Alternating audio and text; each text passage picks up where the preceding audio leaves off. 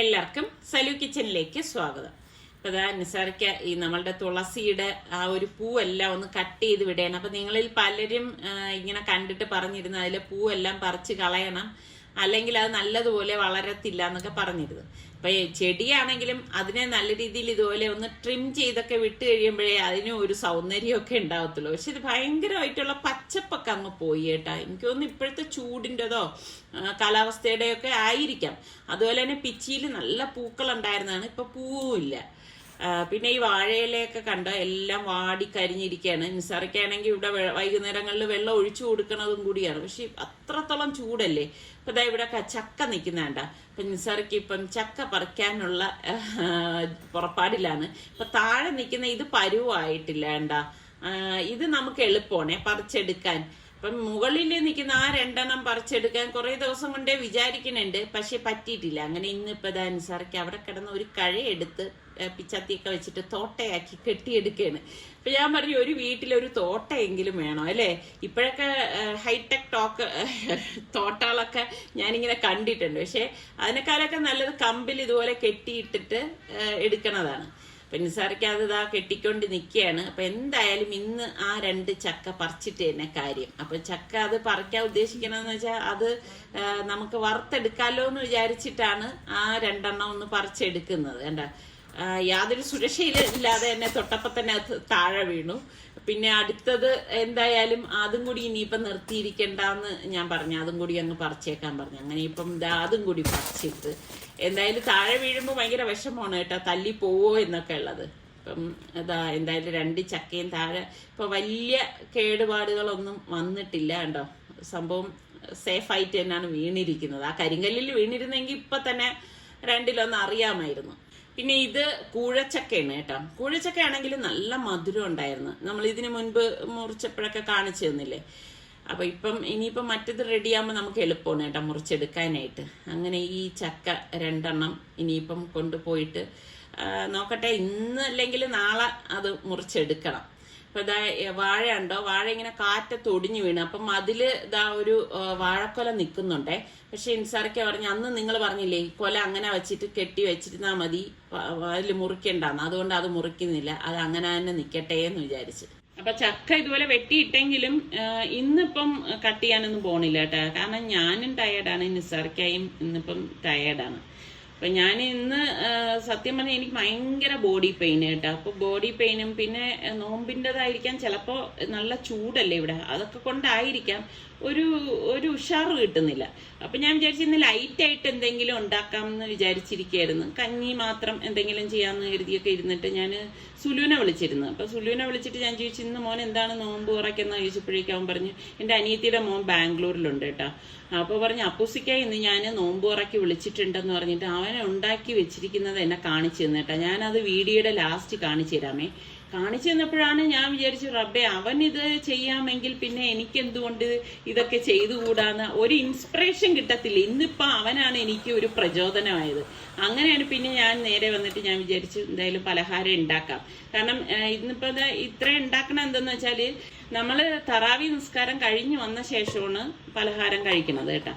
പിന്നെ ഇടയത്താഴത്തിനും പലഹാരമാണ്. അപ്പം ഈ നോമ്പ് സമയത്ത് അങ്ങനെ ചോറ് ഉണ്ടാക്കാറില്ല. പിന്നെ കുറേ ദിവസം കൂടുമ്പം എനിക്ക് ചോറ് കഴിക്കണം എന്ന് കൊതി തോന്നുമ്പോഴാണ് ഞാനിവിടെ ചോറുണ്ടാക്കുന്നത്. ചോറുണ്ടാക്കിയാലും ഇവിടെ ഇവരാരും കഴിക്കത്തൊന്നുമില്ല. അപ്പൊ അതുകൊണ്ട് എനിക്ക് മാത്രമായിട്ട് ഉണ്ടാക്കാനും ഭയങ്കര മടിയാണ്. അപ്പൊ ഞാൻ ഇതിനിടയിൽ മാവെല്ലാം കുഴച്ചെടുത്തിട്ടുണ്ടായിരുന്നു. നോമ്പാകുമ്പോഴേക്ക് നമ്മൾ അടുക്കളയില് കുറെ നേരം ഒന്നും സ്പെൻഡ് ചെയ്യത്തില്ല. ഞാൻ ഒറ്റ നേരം അടുക്കളയിൽ കയറും, ഇതുപോലെ എന്തെങ്കിലും ജോലി ഉണ്ടെങ്കിൽ അപ്പോൾ ഒതുക്കിയിട്ട് അങ്ങ് മാറുന്നതാണ്. ഞാൻ പറഞ്ഞില്ലേ അത്താഴത്തിനുള്ളതും കൂടി ഈ സമയത്താണ് റെഡിയാക്കിയൊക്കെ വെക്കുന്നത്. പിന്നെ ഗസ്റ്റ് ഒക്കെ വരുമ്പോൾ മാത്രമാണ് കൂടുതൽ ഈ പൊരിപ്പൊക്കെ ഉണ്ടാക്കുന്നത്. അല്ലെങ്കിൽ വളരെ സിമ്പിളായിട്ട് ഉള്ള എന്തെങ്കിലും ഉണ്ടാക്കത്തേ ഉള്ളൂ കേട്ടോ. അങ്ങനെ എന്നും പൊരിപ്പും അങ്ങനെയൊന്നും ഉണ്ടാകത്തൊന്നുമില്ല. പിന്നെ ഇപ്പം ഞാൻ ഈ പരത്തിയത് ചപ്പാത്തി പ്രസ്സിൽ വെച്ചിട്ടൊന്ന് പ്രസ് ചെയ്തെടുക്കുകയാണ് ചെയ്തത്. ഇതൊക്കെ എളുപ്പത്തിന് ചെയ്യണതാണ് കേട്ടോ. ശരിക്കും നമ്മൾ കൈകൊണ്ട് പത്തിരിക്ക് പരത്തിയെടുത്താൽ അത് തന്നെയാണ് ഏറ്റവും നല്ലത്. അപ്പം പ്രസ് ചെയ്തിട്ട് പിന്നെ ഇതുപോലെ മാവ് ഒന്ന് സ്പ്രിങ്കിൾ ചെയ്തിട്ട് ഒന്ന് തട്ടിക്കുടഞ്ഞ് പ്ലേറ്റിലേക്ക് മാറ്റി വെക്കുകയാണ് ചെയ്യുന്നത്. അപ്പൊ പത്തിരിയൊക്കെ ആകുമ്പം എല്ലാവർക്കും ഇഷ്ടമുള്ള ഒരു പലഹാരം തന്നെയാണ്. എനിക്ക് ഭയങ്കര ഇഷ്ടമാണ്. നിങ്ങൾക്കൊക്കെ പത്തിരി ഇഷ്ടമുള്ള എത്ര പേരുണ്ട്? അപ്പൊ ഞാൻ ഞാനിതാ ഇങ്ങനെ തട്ടിക്കുടഞ്ഞതൊക്കെ ഒരു പ്ലേറ്റിലേക്ക് മാറ്റി വെക്കാണ്. അപ്പം ഇത് ഒരുമിച്ച് മാറ്റി വെച്ച് കഴിഞ്ഞാൽ ഒരുമിച്ച് ചുട്ടെടുക്കാമല്ലോ എന്ന് വിചാരിച്ചു. മുമ്പൊക്കെ ഞാൻ എങ്ങനെയെന്ന് പറഞ്ഞു കഴിഞ്ഞാൽ ഓരോ പ്രാവശ്യം ഇതുപോലെ പരത്തി അപ്പോഴപ്പോഴും ഇൻസ്റ്റന്റ് ആയിട്ട് അപ്പോഴപ്പോഴങ്ങനെ ചുട്ടു പോവാണ് ചെയ്യുന്നത്. ഇന്നിപ്പോൾ എനിക്ക് തോന്നി എല്ലാം കൂടി ഒരുമിച്ച് ആക്കി വെച്ചിട്ട് റെഡിയാക്കി എടുക്കാമെന്ന് വിചാരിച്ചു. നോമ്പൊക്കെ ആകുമ്പോഴേക്ക് എന്തുണ്ടാക്കണം എന്നുള്ള ആകെ ഒരു കൺഫ്യൂഷൻ ആയിരിക്കും അല്ലേ.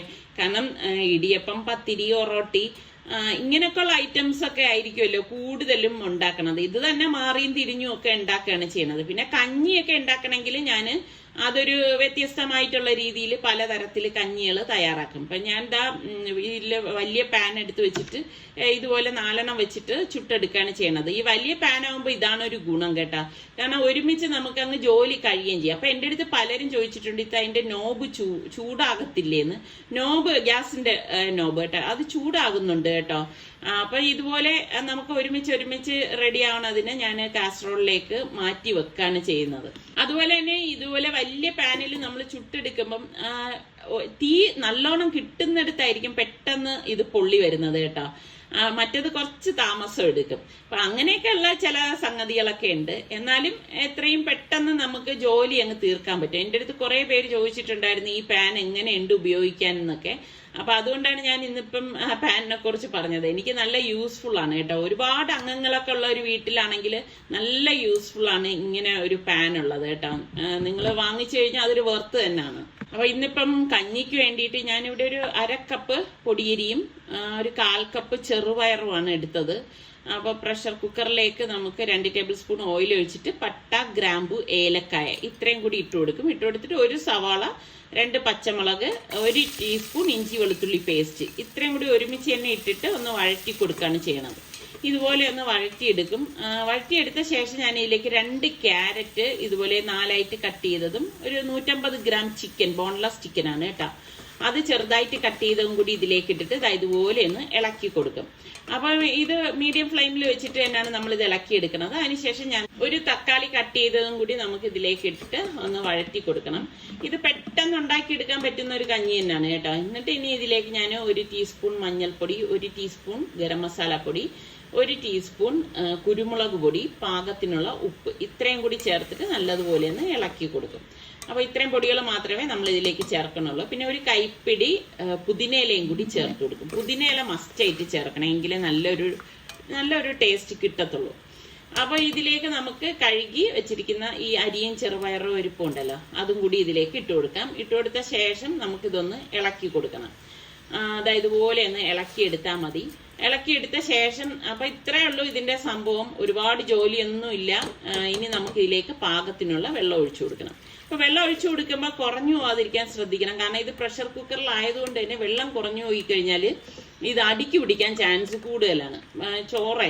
അപ്പൊ അത് കാരണം നമ്മൾ ഇതിലേക്ക് പാകത്തിനുള്ള വെള്ളം ഒഴിച്ചു കൊടുക്കണം. അപ്പൊ എന്നിട്ട് പ്രഷർ കുക്കർ മൂടി വെയിറ്റ് ഇട്ടിട്ട് ഞാനൊരു 4-5 വിസിൽ വരെയൊക്കെ ഇതൊന്ന് കേൾപ്പിച്ചു കൊടുക്കും കേട്ടോ.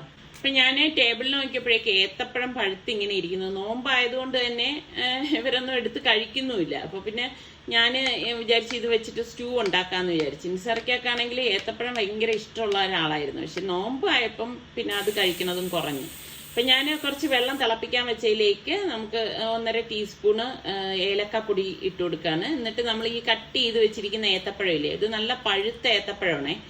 നല്ല പഴുത്ത ഏത്തപ്പഴത്തിൽ നമ്മൾ ഈ സ്റ്റൂ ഉണ്ടാക്കുന്നതാണ് ടേസ്റ്റ് കൂടുതൽ കേട്ടോ. അപ്പം അത് ഇതിലേക്ക് ഇട്ട് കൊടുക്കാണ്. ഇട്ട് കൊടുത്തിട്ട് ഒന്ന് മൂടി വെച്ച് കൊടുക്കും. അപ്പൊ ഇത് പെട്ടെന്ന് തന്നെ വെന്ത് കിട്ടും. അപ്പൊ ഇതിനിടയ്ക്ക് ഞാൻ കുടിക്കാനുള്ള ജ്യൂസ് തയ്യാറാക്കി വെച്ചിട്ടുണ്ടായിരുന്നു. അപ്പൊ ഇതിതാ കണ്ടോ, പഴം നല്ലതുപോലെ പഴുത്തതായതുകൊണ്ടാണ് പെട്ടെന്ന് ഇത് നമുക്ക് വെന്ത് കിട്ടുന്നത്. അപ്പൊ ഞാൻ കുറച്ച് നേരം കൂടി ഇതൊന്ന് വേവിക്കാൻ പോകണം, നല്ല ഒട്ടയണ പരുവം ആവത്തക്ക രീതിയിൽ. അപ്പൊ നിസാറിക്കത് മാങ്ങയൊക്കെ ഒന്ന് കട്ട് ചെയ്ത് എടുക്കുകയാണ്. ഇന്നിപ്പം നോമ്പ് തുറക്കുന്നതിന് ഒരു 2 മണിക്കൂർ മുന്നെയാണ് ഞാൻ കിച്ചണിലേക്ക് വന്നത് കേട്ടോ. ഞാൻ ഒട്ടും സുഖമില്ലാതെ ഇരിക്കുകയായിരുന്നു. അപ്പം പിന്നെ ഈ പറഞ്ഞ മാതിരി അവനൊരു ഇൻസ്പിറേഷനായി ഞാൻ കിച്ചണിൽ കടന്നതാണ്. അപ്പൊ കണ്ടോ, നമ്മളുടെ ഗൾഫിലൊക്കെ ആണെങ്കിൽ ഒരുപാട് ടൈപ്പ് മാങ്ങകളൊക്കെ നമുക്ക് കിട്ടും. അപ്പൊ നിങ്ങൾക്ക് ഏത് ടൈപ്പ് മാങ്ങയോടാണ് പ്രിയം? എനിക്കാണെങ്കിൽ കോട്ടുക്കോണം മാങ്ങയാണ് കേട്ടോ, ഭയങ്കര ഇഷ്ടമാണ്. ആ മാങ്ങയ്ക്ക് ഒരു പ്രത്യേക മണവും പ്രത്യേക രുചിയും ഒക്കെ ആണല്ലോ. അപ്പം ഇതാ മാങ്ങയെല്ലാം ഇതാ ഇതുപോലെ കട്ട് ചെയ്ത് എടുക്കുന്നുണ്ട്. അപ്പം ഇന്ന് നിങ്ങളിൽ പലരും ചോദിക്കും എനിക്കൊരു എനർജി കുറവ് ഇതുകൊണ്ട് തന്നെയാണ് കേട്ടോ, ഒരു സുഖമില്ലാത്തത് കൊണ്ടാണ് ഒരു എനർജി കുറവ്. അപ്പം ഞാൻ ഇതാ നമ്മുടെ പഴത്തിലേക്ക് ഇതാ കുറുകിയ തേങ്ങാപ്പാൽ ഒഴിച്ചു കൊടുത്തിട്ട് ഒന്ന് ഇളക്കിയെടുക്കും കേട്ടോ, ഇത്രയേ ഉള്ളൂ. അപ്പം ഞാൻ ഈ സ്പൂൺ ഉപയോഗിക്കുന്നത് കൊണ്ട് ഇരിക്കേണ്ട, ഞാൻ അടിവശം തട്ടാതെയാണ് ഇളക്കിയെടുക്കുന്നത് കേട്ടോ. അടിപൊളി സ്റ്റൂ ആണ്. അപ്പം പത്തിരിക്ക് വേണമെങ്കിൽ പത്തിരിക്ക് ഈ സ്റ്റൂ കൂട്ടി കഴിച്ചാൽ നല്ല ടേസ്റ്റി തന്നെയാണ്. അപ്പോൾ കുക്കറിന്റെ സ്റ്റീമൊക്കെ പോയ ശേഷം ഞാൻ എന്താ കുക്കറൊന്ന് തുറക്കാണ്. അപ്പം എന്താ നമ്മളുടെ ഇറച്ചി മസാല കഞ്ഞി ഇവിടെ റെഡി ആയിട്ടുണ്ട്. അടിപൊളി ടേസ്റ്റ് ആണ്, നല്ല ഹെൽത്തി ആയിട്ടുള്ള ഒരു കഞ്ഞി തന്നെയാണ്. അപ്പം നിങ്ങൾക്ക് ഇറച്ചി ഇല്ല എന്നുണ്ടെങ്കിൽ ഇറച്ചി ഇടാതെ നമുക്ക് ഈ കഞ്ഞി റെഡിയാക്കാം. അപ്പം നിങ്ങൾ ഉണ്ടാക്കി നോക്കിയിട്ട് കഴിച്ച ശേഷം എനിക്കൊന്ന് ഫീഡ്ബാക്ക് തരണേ എങ്ങനെ ഉണ്ടായിരുന്നെന്ന്. അപ്പം ഇതൊക്കെയാണ് ഇന്നത്തെ നമ്മളുടെ സിമ്പിൾ ആയിട്ടുള്ള നോമ്പ് തുറ. കഞ്ഞിയും പിന്നെ മാങ്ങയും കുറച്ച് ഗ്രേപ്സ് ഇവിടെ ഇരിപ്പുണ്ടായിരുന്നു, പിന്നെ ജ്യൂസും, ഇത്രയൊക്കെ തന്നെ വേണ്ടു. പലഹാരം ഞാൻ പറഞ്ഞില്ലേ, തറാവി നിസ്കാരം കഴിഞ്ഞ് വന്ന ശേഷം നമ്മൾ പലഹാരം കഴിക്കാറുള്ളൂ. പിന്നെ ഗസ്റ്റ് ഒക്കെ വരുന്ന സമയത്ത് അവരുടെ ഇഷ്ടങ്ങൾക്കനുസരിച്ച് നമ്മൾ എന്തെങ്കിലുമൊക്കെ ഉണ്ടാക്കി വെക്കണമല്ലോ. അല്ലാതെ നമ്മൾ വീട്ടുകാർ മാത്രം ആവുമ്പം ഇങ്ങനെയൊക്കെ തന്നെ നോമ്പ് തുറക്കുന്നതാണ് എപ്പോഴും നമ്മളുടെ ആരോഗ്യത്തിനും മനസ്സിനും ഒക്കെ നല്ലത്. നമ്മുടെ സുൽത്താൻ അവന്റെ അപ്പൂസിക്കൊക്കെ വേണ്ടി ഉണ്ടാക്കിയതാണ് ഹൈദരാബാദി ബിരിയാണി. പിന്നെ കുറച്ച് ഫ്രൂട്ട്സ് ഒക്കെ കട്ട് ചെയ്ത് വെച്ചിട്ടുണ്ട്, ഗ്രേപ്സ് ഇതാ വെച്ചിരിക്കുകയാണ്. പിന്നെ കഞ്ഞി ഉണ്ടാക്കിയിരിക്കുന്നു, പിസ്സയും അവൻ ഉണ്ടാക്കി ബേക്ക് ചെയ്തതാണ് കേട്ടോ. പിന്നെ ഈ സമോസ അവൻ റെഡിമെയ്ഡ് വാങ്ങി ഫ്രൈ ചെയ്തെടുത്താണെന്ന് പറഞ്ഞു. എന്തായാലും അവൻ ഇത്രയാവാമെങ്കിൽ പിന്നെ എനിക്കും കൂടി ജോലി ചെയ്തൂടെ എന്ന് ചോദിച്ച് ഇൻസ്പിറേഷൻ ആയാണ് ഞാൻ കിച്ചണിൽ കയറിയത്. അപ്പൊ നോമ്പ് തുറയുടെ സമയമായപ്പം അവരവിടെ നോമ്പ് തുറന്നു. അപ്പൊ ഇതൊക്കെ തന്നെയാണ് നമ്മളുടെ ഇന്നത്തെ വിശേഷങ്ങൾ എന്ന് പറയുന്നത്. അപ്പൊ നമ്മളുടെ ചാനൽ കണ്ടുകൊണ്ടിരിക്കുന്നവരിൽ സബ്സ്ക്രൈബ് ചെയ്യാതെ കാണുന്ന ആരെങ്കിലും ഒക്കെ ഉണ്ടെങ്കിൽ നിങ്ങൾക്ക് ഇഷ്ടപ്പെട്ടാൽ ഒന്ന് സബ്സ്ക്രൈബ് ചെയ്തേക്കണേ. അപ്പൊ അടുത്ത് നമുക്ക് നല്ല റെസിപ്പിയോ നല്ല അടിപൊളി വ്ളോഗോ ആയിട്ടൊക്കെ കാണാം. അതുവരയ്ക്കും എല്ലാവർക്കും ബൈ.